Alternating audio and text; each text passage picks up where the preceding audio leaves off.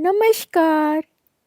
शब्द विन्यास 666 के मंच पर आप सभी साथियों का पुनः पुनः स्वागत और अभिनंदन। कहानियों के इस सफर में हमारे साथ बने रहने के लिए आप सभी का बहुत बहुत शुक्रिया। कहानियों के इस डगर पर आज हमारे साथ हैं कमलेश्वर जी की एक कहानी, प्रेमिका। कहानी में प्रेमिका नाम के चरित्र के व्यक्तित्व के कई आयाम दिखते हैं। तो सुनना प्रारंभ करें। शहर के एक पुराने मोहल्ले की पतली और बदबूदार गली में एक मकान था। मकान पुराना था। इसमें एक नौकरी पेशा मुंशी जी रहते थे। मुंशी जी एक मिडिल स्कूल में मास्टर थे। उनके पास एक पैजामा नुमा नीली पैंट थी और एक ऊनी कोट जिसके रोए झड़ गए थे और वह सुतली का बुना लगता था। सिर पर वह गोल कत्थई टोपी पहनते थे जिसमें तेल से भीगा एक अखबार का टुकड़ा अस्तर का काम देता था। एक बहुत पुरानी मोटी सी छड़ी वह हाथ में लेकर चला करते थे। एक दूर पास की नजर वाला दोहरा चश्मा उनकी आंखों का सहारा था जिसकी एक कमानी हरे डंठल की तरह एक जगह से लचक गई थी। रस निचोड़े हुए गन्ने की तरह उनकी एक पत्नी थी। संतान का सुख उनके भाग्य में था। उनके 5 बेटे और 3 बेटियां थीं। दुख और कष्ट के समय रामायण उनका सहारा थी। आधुनिक सवारियों में साइकिल घर के मर्दों की सवारी थी। जरूरतों में सबके पास नए पुराने जूते और चप्पलें थीं। शौक के लिए वे दिन भर में 2 गिलोरी पान खाया करते थे। उनका एक बड़ा लड़का था। वह 10वां पास करके कई साल से इधर उधर घूमा करता था। 4 बेटे छोटे थे। 3 लड़कियों में 2 अभी बच्ची थीं। एक लड़की बड़ी थी जो 10वीं में पढ़ रही थी। 16 बरस की कमला अपने बालों में गोले का तेल डालती थी। माथे पर नेल पॉलिश की सुर्खी से बिंदी बनाती थी। महीने में एक बार पेटीकोट बदलती थी। अपने छोटे भाई बहनों के लिए काजल पूरती थी पर खुद इस्तेमाल करती थी। रोज धो धोकर बालों में रिबन बांधती थी और बीए में पढ़ने वाले एक लड़के से प्रेम करती थी। यह प्रेम अधिकतर पत्रों के द्वारा चलता था। वैसे दृष्टि स्पर्श और आहों का सहारा भी था। वह यह भी जानती थी कि समाज नाम की कोई वस्तु होती है जो प्रेमी और प्रेमिका के बीच पहाड़ की ऊंची चोटी की तरह खड़ी हो जाती है और उन्हें मिलने नहीं देती।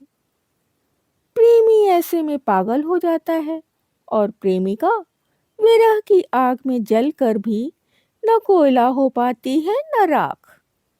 पर प्रेमी प्रेमिका इसी तरह जीते हैं और एक दूसरे की याद में जिंदगी काट देते हैं और उनकी कहानी दुनिया में मशहूर हो जाती है, लैला मजनू की तरह या फिर नागिन फिल्म की तरह। प्रेमी प्रेमिका दोनों मर जाते हैं और परलोक में जाकर कहीं मिलते हैं। उनका अमर मिलन होता है जैसे बैजू बावरा का हुआ था। उसके घर एक लड़का और आता था। वह उसके प्रेमी का दोस्त भी था। पर प्रेमी प्रेमिका दोनों उस लड़के से अपना राज छिपाया करते थे।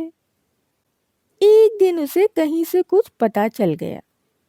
उसने लड़की के बड़े भाई से शिकायत कर दी कि कमला वीरेंद्र से प्रेम करती है और वे एक दूसरे को प्रेम पत्र भी लिखते हैं, छिप छिप कर मिलते हैं।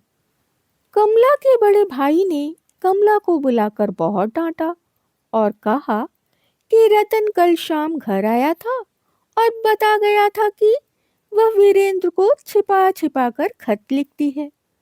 सुनकर कमला की आंखों में आंसू आ गए थे। रोते रोते उसने अपने भाई से कहा था कि यह सब एकदम झूठ है। पर मन बहुत घबराने लगा और यह भी पता चला कि क्रूर समाज नाम की वस्तु उसके दादा और रतन है। रात को बड़ी देर तक वह रोती रही। वीरेंद्र के पुराने पत्रों को सीने से लगाए सिसकती रही। आधी रात के बाद जब घर के सब लोग सो गए तो उसने अपने दादा को एक पत्र लिखा। प्यारे दादा, इतना बड़ा कलंक का टीका माथे पर लगाकर मैं कैसे जीऊंगी? जमीन फट जाती और मैं उसमें समा जाती, या फिर मैं अभागिनी जो अपने परिवार के लिए भार बन गई हूँ कहीं डूब मरती। मेरे कारण घर भर बदनाम हो सकता है। मैंने जन्म ही क्यों पाया जो आपको मेरे संबंध में यह सब सुनना पड़ा? मुझे आप लोगों ने प्यार ही क्यों किया? मैं इस योग्य ही नहीं थी। मेरे कारण पिताजी के नाम पर धब्बा आए और शर्म से आपको माथा झुकाना पड़े, यह मैं अपनी इन आंखों से नहीं देख सकती। मैं आपकी बहन हूँ, पर साथ ही अबला भी। नारी का जीवन घर भर के लिए भार होता है। मैं भी भार बन गई शायद। पर दादा, मैं सौगंध खाकर कहती हूँ कि मैं जानती भी नहीं कि वीरेंद्र कौन है। मैंने पहली बार आपसे यह नाम सुना। यह उस रतन की गढ़ी हुई बात है। वह खुद मुझसे तमाम तरह की बातें करता है। मैं इस पवित्र लेखनी के द्वारा वह सब आपको लिख भी नहीं सकती। स्कूल जाते वक्त वह मेरा रास्ता काटता है और मुझे क्या क्या और कैसे कैसे इशारे करता है यह बताना बहुत मुश्किल है।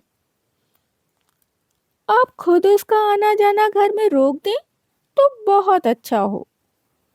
मैं अपने कारण कुल की लाज पर कोई कलंक नहीं आने दूंगी। ऐसा कुछ भी करने से पहले मैं मर जाना पसंद करूंगी। मैं अभागिनी अगर मर भी गई तो आपके लिए दो बहनें और हैं। मेरी याद भी आप लोगों को कभी नहीं सताएगी। अपने देश में कुमारियों ने अपनी लाज की रक्षा के लिए जीवन तक बलिदान किए हैं। मैं उसी देश की संतति हूँ। आपकी बहन आपकी इज्जत का हमेशा ध्यान रखेगी। दादा, मेरी बात का विश्वास करना। लड़की कुल की लाज होती है, यह भूमंडल में विदित है। मैं कुल की लाज पर आँच नहीं आने दूंगी। आपकी अभागिन किंतु आज्ञाकारिणी बहन, कमला। इस पत्र को उसने भारतीय नारी की गरिमा से भरकर आंसुओं से धोया। फिर कॉपी में से एक कागज और फाड़कर लिखने लगी। आदरणीय रतन भैया। पर इस संबोधन को काटकर उसने नए सफ़े पर लिखा, परम पूज्य भाई जी। सहसा मेरा पत्र पाकर आप आश्चर्य से भर उठेंगे, पर जब बहन की ममता उमड़ ही पड़ी तो आप बड़े भाई बनकर स्वीकार करेंगे। मैं अपना आंचल फैलाकर आज आपसे कुछ मांगना चाहती हूँ। निराश ना करें, यही विनती है। मैं आपको हमेशा बड़े आदर से देखती रही हूँ। मैं भीख मांगती हूँ कि आप मुझे छोटी बहन की तरह स्वीकार करें और मैं आपको भाई कह सकूं। यह सौभाग्य मुझे मिले तो बनेंगे आप हमारे आदरणीय भैया। आप स्वीकार करें या ना करें, पर मैं हतभागिनी आपको भाई स्वीकार कर चुकी। भाई बहन से बढ़कर कोई रिश्ता इस ब्रह्मांड में नहीं है। अपने देश में मुसलमान भाइयों तक ने अपनी हिंदू बहनों के लिए प्राण त्यागे हैं। फिर आप तो हिंदू ही हैं। हमारी जाति अलग सही, पर मन के रिश्ते नहीं टूटते। तो आप आज से मुझे अपनी बहन मानेंगे ना? अगर ना माना तो मैं रो रो कर प्राण दे दूंगी। मैं भी कैसी पगली हूँ। अगर आपने मुझे बहन ना माना होता तो भला मेरे साथ इतनी बड़ी भलाई करते आप? सचमुच आपने मुझे पथ दिखलाया है। उस अंधी को गंदी खाई में गिरने से बचा लिया। मैं मन ही मन आपके इस एहसान के भार से दबी जा रही हूँ। अगर आप भाई साहब से यह सब बातें ना कहते तो मैं कहाँ पहुँचती यह नहीं जानती। आपने मुझे नई राह दिखाई है। मुझ पगली को पाप से उबारा है। यह उपकार मैं जन्म जन्म तक नहीं भूल सकती। मैं आपको वचन देती हूँ कि मैं वीरेंद्र की परछाई तक से घृणा करूंगी और भैया दूज पर आपको राखी बांधूंगी, खूब नाचूंगी गाऊंगी। मुझे एक भाई मिला है। भाई से बढ़कर किसी चीज का परमपिता जगदीश्वर ने निर्माण किया ही नहीं। मुझे मिठाई खिलाएंगे उस रोज? ना खिलाई तो रूठ जाऊंगी। मनाने से भी नहीं मानूंगी। लेकिन क्या दुनिया वाले हमारे पवित्र संबंध को फूटी आंखों से देख पाएंगे? शायद नहीं। हो सकता है मुझ हतभागिनी के कारण आपको बदनामी उठानी पड़े, पर मैं आपको संकट में नहीं देख सकती। आप मुझसे बात ना करें यही ठीक होगा, पर अपनी प्यारी छवि रोज अवश्य दिखा दिया करें। मेरी बात न करने को और किसी मतलब में ना लें। मैं सदा सदा के लिए आपकी बहन हूँ। आपने मेरी यह विनती स्वीकार की है यह बताने के लिए आप कल शाम अपने माथे पर महावीर जी के चंदन का टीका लगा कर आएं। कल मंगलवार भी तो है। मैं माथे पर टीका लगा देखूंगी और एक दिन अपने इन पापी हाथों से तिलक लगाकर इन्हें पवित्र कर लूंगी, जिन्होंने उस वीरेंद्र को पत्र लिखकर मुझे पाप का भागी बनाया है। यह पत्र आप किसी को ना दिखाएं। आपको इस अभागी बहन की सौगंध है। मैं मर गई तो क्या आपको दुख ना होगा? सदा सदा के लिए प्यारी बहन, कमला। पत्र लिखकर वह थोड़ी देर चुपचाप लेटी रही। फिर उसने कॉपी से एक और पन्ना फाड़ा, पर लगा कि एक कम होगा, इसलिए 3-4 पन्ने नोच लिए और लिखने लगी। मेरी हुस्न दुनिया के चमन राजा तस्लीम। आपको आश्चर्य तो होगा प्राणनाथ कि आपकी कमला ने यह उर्दू कहाँ से सीख ली। मेरी सहेली है सईदा। मैंने उससे आपकी बातें की थी, उसी ने बताया था यह। आप नाराज तो नहीं होंगे कि मैंने आपकी बातें किसी और से क्यों की? पर मैं विरह की मारी करूं भी क्या? आपकी बातों के सहारे ही इस जीवन के दिन काट रही हूँ। आप भी तो जानते हैं सईदा को। हम लोगों ने उसका चिढ़ाने का नाम इमली रखा है। आज मैं बहुत दुखी हूँ मेरे राजा। घर वालों को हमारे प्रेम का पता चल गया है। वह चुगली आपके दोस्त रतन ने की है। आप उसे अपना मित्र समझते हैं। सच्चा मित्र अपने मित्र के लिए जान तक दे देता है, पर वह हमसे जलता है और चाहता है कि मैं इस हृदय में बसी हुई आपकी तस्वीर मिटा दूं? यह तो चिता पर ही होगा प्राणनाथ। जब रोआ रोआ जल जाएगा तब दिल की बारी आएगी। कैसे जीऊंगी तुम्हारे बिना? सोचती हूँ तो घंटों रोती हूँ, पर तुम्हारी कठोरता को क्या कहूँ। तुम इतने निर्दयी हो यह नहीं जानती थी। आज शाम गली से क्यों नहीं गुजरे? मैं घंटों सीखचे पर काम का बहाना किए खड़ी रही, पर आप नहीं निकले। जिस दिन तुम्हें नहीं देख पाती वह दिन और रात कैसे बीतती है यह मैं ही जानती हूँ। पर तुम्हें क्या, मैं मर भी जाऊं तब भी तुम्हें दुख नहीं होगा। समाज मुझे सताता है पर तुम न सताओ। मैं तुम्हें अब उस रतन के साथ कभी नहीं देखना चाहती। वह हमारी दुनिया में आग लगाना चाहता है। तुम्हें मेरी सौगंध है, अगर तुमने मुझे रत्ती भर भी प्यार किया है तो सौगंध देती हूँ कि उसके साथ रहो तो मेरा मरा मुंह देखो। वह बड़ा नीच है।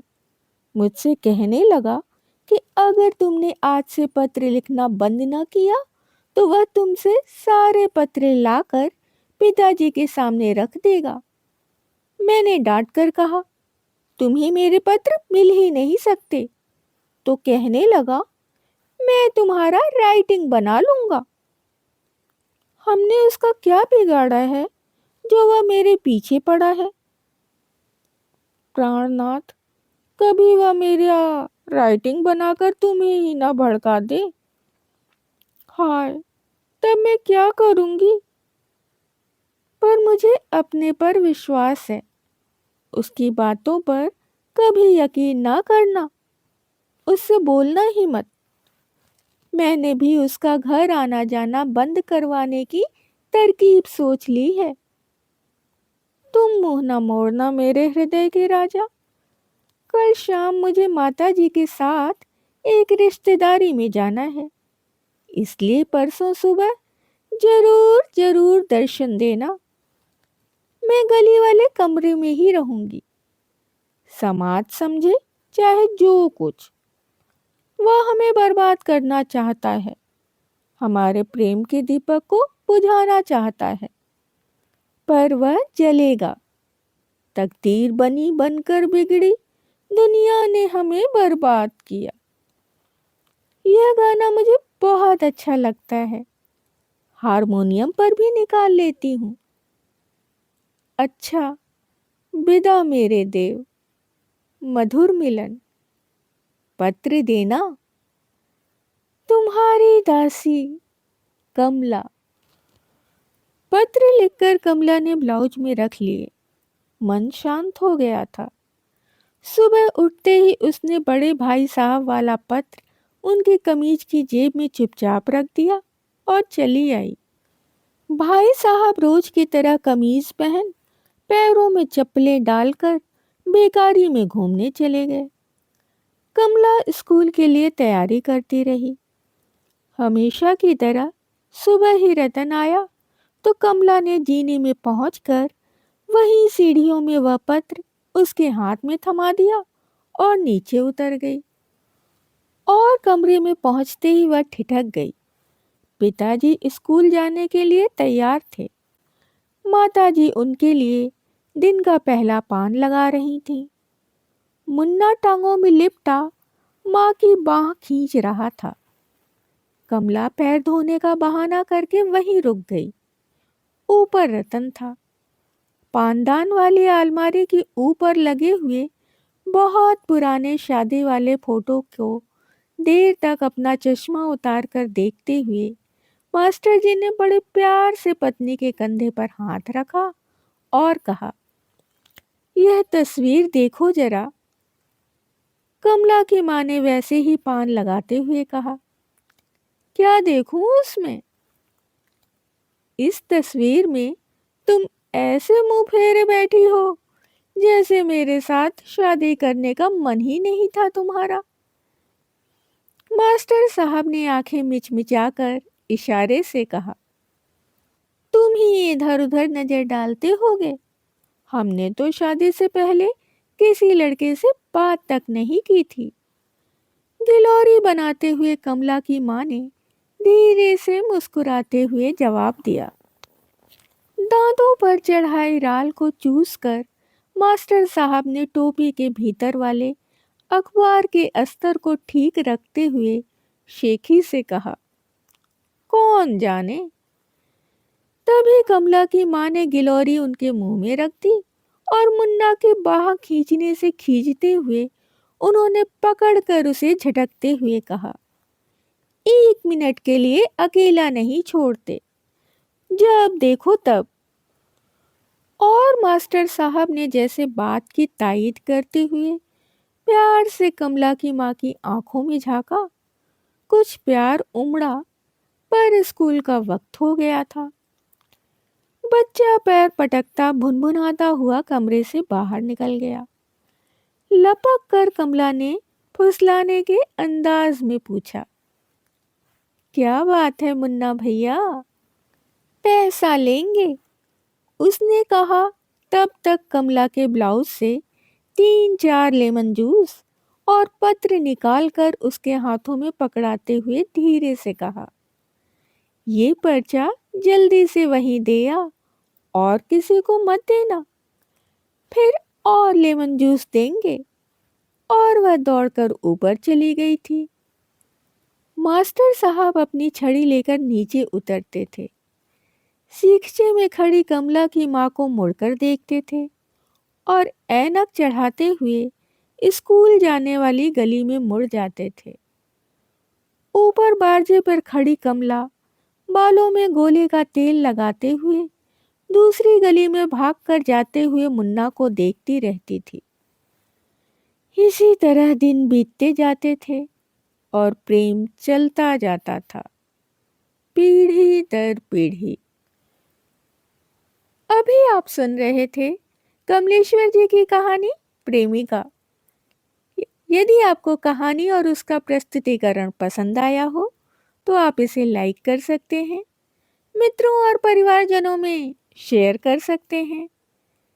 जो भी नए सदस्य चैनल पर आए हैं वो चैनल को सब्सक्राइब कर लें और बेल आइकन को दबाना बिल्कुल भी ना भूलें।